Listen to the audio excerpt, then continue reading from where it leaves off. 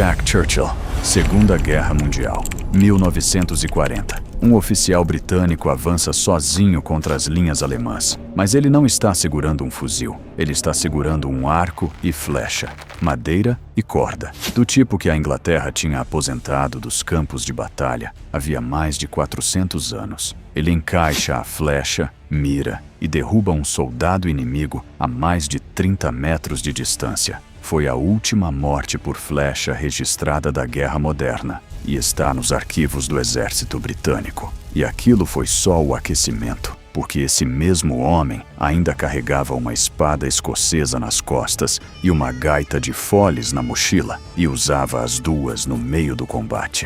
O nome dele era Jack Churchill. Os próprios companheiros o apelidaram de Mad Jack, Jack o Louco. Ele dizia que um oficial sem espada estava mal vestido e liderava ataques, tocando gaita debaixo de fogo, porque, segundo ele, o som confundia o inimigo tanto quanto as balas. Um homem que lutou a guerra mais moderna da história, como se tivesse nascido no século errado. E antes de eu te apresentar o número 2, faz uma coisa. Chuta agora quem você acha que vai ser o número 10 dessa lista, o guerreiro mais temido de todos. Comenta o nome aqui embaixo. No fim do vídeo, você descobre se acertou, porque por mais insano que o Mad Jack seja, ele é só o aquecimento. A princesa mongol, Kutulun.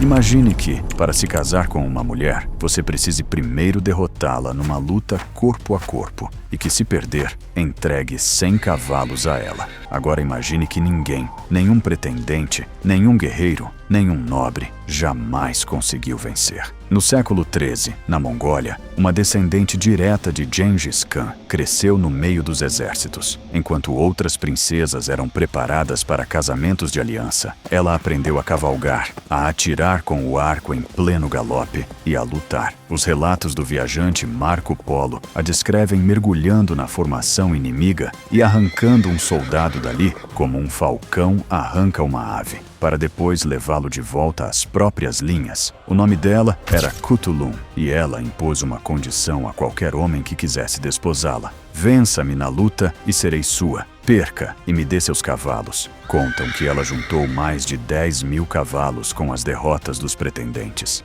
10.000 homens que acharam que seriam a exceção. Nenhum foi. Ela nunca foi vencida em combate, mas vencer outros lutadores é uma coisa. O número 3 teve que vencer algo bem mais difícil, a desconfiança de um país inteiro, que nunca tinha visto alguém parecido com ele. Yasuke, o africano que virou guerreiro de Nobunaga.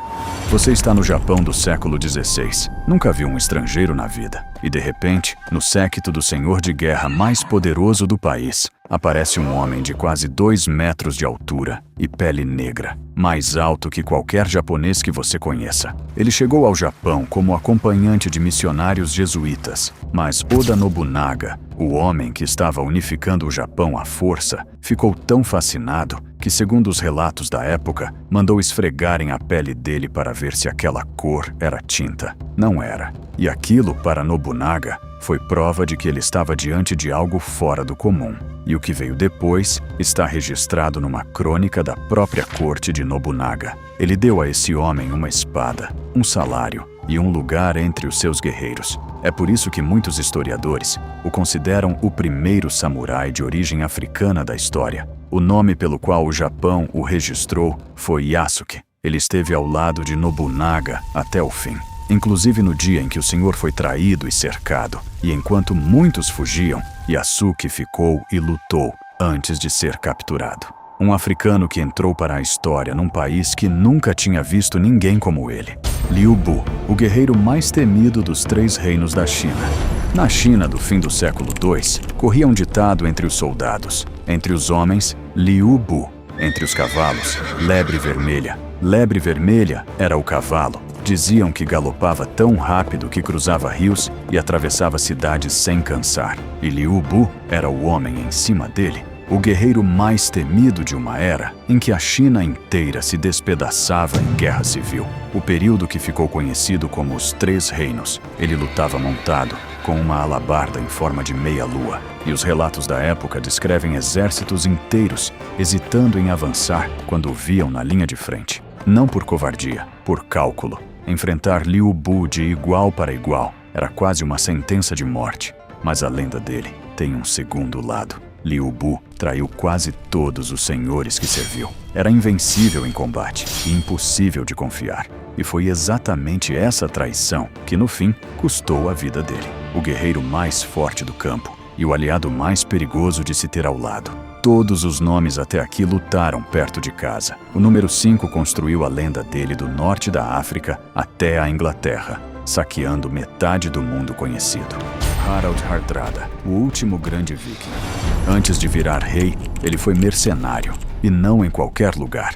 Em Constantinopla, a cidade mais rica do mundo, onde serviu na guarda varangiana, a tropa de elite formada por nórdicos gigantescos que protegiam o imperador. Ele lutou no norte da África, no Oriente Médio, na Sicília, saqueou, conquistou e voltou para o norte carregado de ouro. Depois reivindicou o trono da Noruega e tomou. O nome dele era Harald Hardrada. O segundo nome não era de nascença, era um apelido e significava o governante implacável. Em 1066, já velho para os padrões da época, ele cruzou o mar com uma frota inteira para conquistar a Inglaterra. Venceu a primeira grande batalha e então, numa ponte estreita, conta-se que um único guerreiro nórdico segurou sozinho o avanço de todo o exército inglês, derrubando homem após homem antes de cair. Tempo suficiente para virar lenda. Harald morreu naquela campanha e com ele, os historiadores marcam o fim de uma era inteira,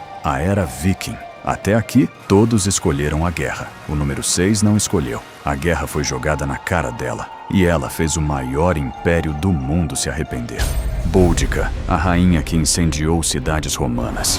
Roma achava que tinha vencido. A Britânia estava ocupada, as tribos submetidas, os impostos cobrados. E então, os romanos cometeram um erro. Humilharam publicamente a viúva de um rei aliado e atacaram a família dela. Acharam que era só mais uma mulher de uma tribo derrotada. Era a rainha dos Icenos. O nome dela ecoou pela história como Boudica. Imagine ser um cidadão romano em Londínio, a futura Londres, e ver no horizonte uma coluna de fumaça que não para de crescer. 120 mil bretões marcham atrás de uma mulher de pé num carro de guerra. Ela já reduziu uma cidade inteira a cinzas. Agora é a sua vez. Boudica destruiu 3 cidades romanas. As estimativas dos próprios cronistas romanos falam em dezenas de milhares de mortos. Por um momento, uma rainha tribal, sem exército profissional, fez o império mais poderoso do mundo cogitar abandonar a Britânia inteira. Ela perdeu a batalha final,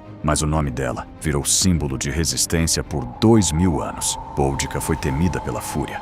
O número 7 foi temido por algo bem mais raro num campo de batalha: honra com o próprio inimigo. O homem que se chamava Saladino.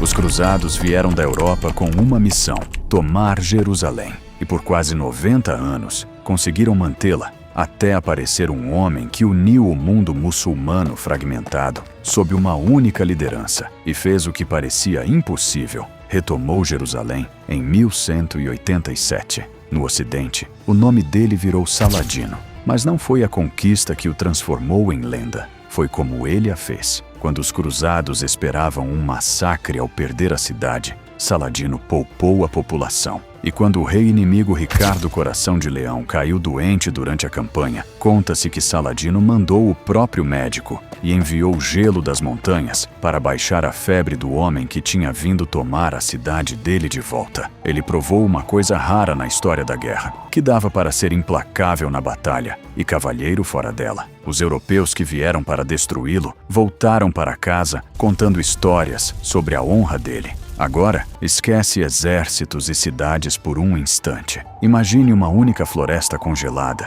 onde existe uma morte invisível entre as árvores. Ela já levou centenas de homens, e ninguém nunca a viu.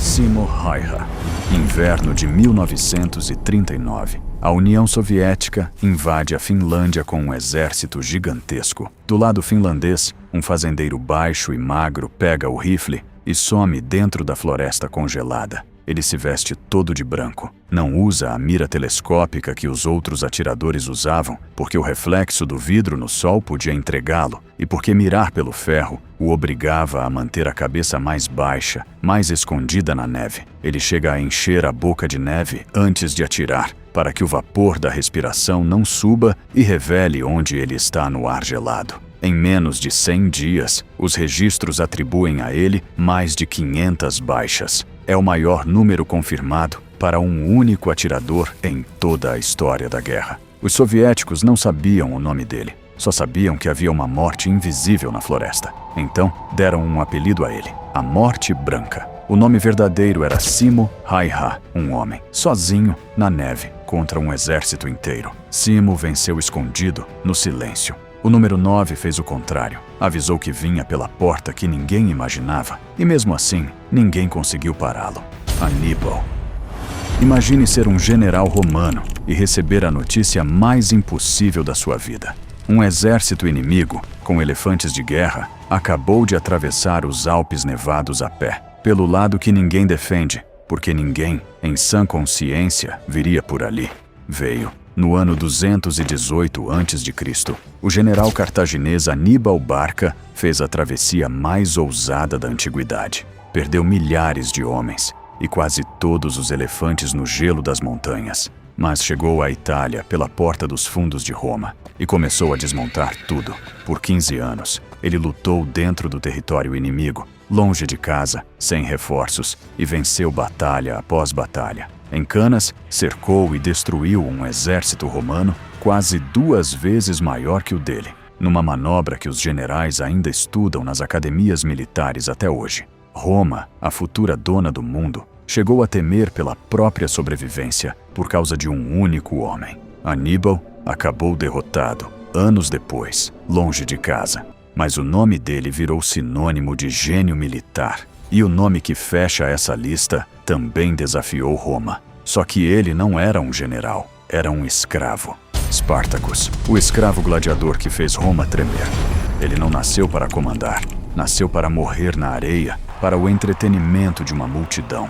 Era um gladiador, um homem comprado e treinado para matar outros homens diante de plateias romanas que apostavam na vida dele como quem aposta numa corrida de cavalos. Até a noite em que ele e um punhado de companheiros pegaram facas de cozinha, dominaram os guardas e fugiram. O nome dele era Spartacus. O que começou como a fuga de 70 escravos virou um exército de dezenas de milhares. Homens, mulheres, escravos de todo o canto da Itália largaram tudo e foram atrás dele. E por 2 anos, esse exército de gente que Roma considerava propriedade e não pessoas, derrotou legião após legião do exército mais temido do planeta. Roma precisou mobilizar 8 legiões e os melhores generais que tinha para parar um homem que, 2 anos antes, era um nome sem rosto numa arena. Spartacus morreu em batalha. O corpo dele nunca foi encontrado. E talvez seja por isso que ele nunca morreu de verdade, porque deixou de ser um homem e virou uma ideia, a de que até quem o mundo esmagou até o chão pode se levantar e fazer um império inteiro tremer. E esse era o número 10, o nome que você tentou adivinhar lá no começo.